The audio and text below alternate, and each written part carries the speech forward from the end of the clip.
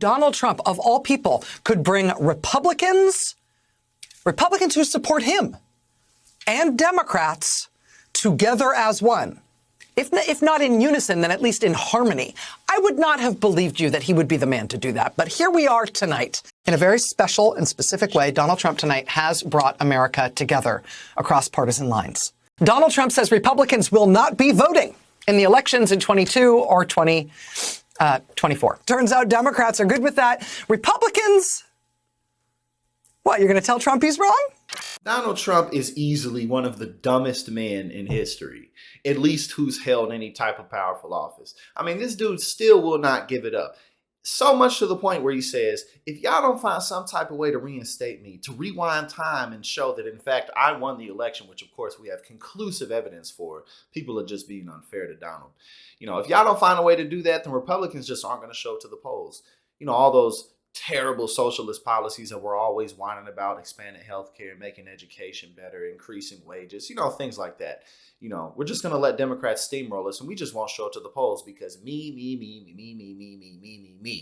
And that's all this is about. And as I often talk about, the Republican Party really has to find somebody else because this clown and this idiot, this is all he can do. Which I think is really important to point out, that you know that the major Republican figures like Lindsey Graham, Mitch McConnell, you know that they hate Donald Trump, even though they're so desperately clung to his boot and to his backside. And as Lindsey Graham did say and point out, his famous legendary tweet that if we allow Trump to take control of the party, we're going to get steamrolled and it'll be our fault. But he wasn't just talking about the near future. He was talking about the legacy of the Republican Party.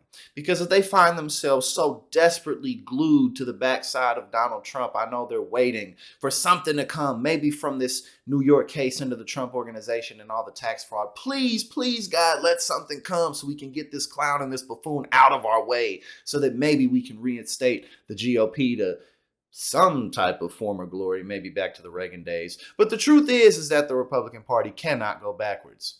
And I don't know exactly what's going to happen, and I don't think anyone else does either. But hey, if Republicans don't want to show up to the polls in 22 or 24, that is certainly fine by me. And like Rachel Maddow asked, hey, Republicans, are you going to say that Trump's wrong here? Are you going to say, no, maybe you all should show up to the polls in 22 and 24 because, you know, the viability and sustainability of the Republican Party kind of depends on it.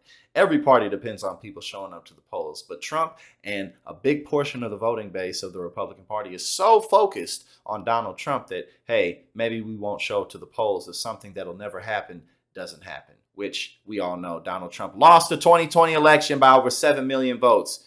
There's no argument here. Now, but the important thing here is that this is the difference between where the Republican voting base is and where progressives and just independents and people who are more in the category of wanting to see the country become a better place are. Republican base is totally focused on Donald Trump more so than not, while everybody else is focused on policy. Everybody else is focused on the everyday needs being met so that not only can we compete with the rest of the nation, but we don't have to worry about our bills being paid in a country that's the wealthiest in history. So I thought that this was really funny. But hey, like I said, Republicans, if you don't want to show up to the polls in 22 and 24, then have at it.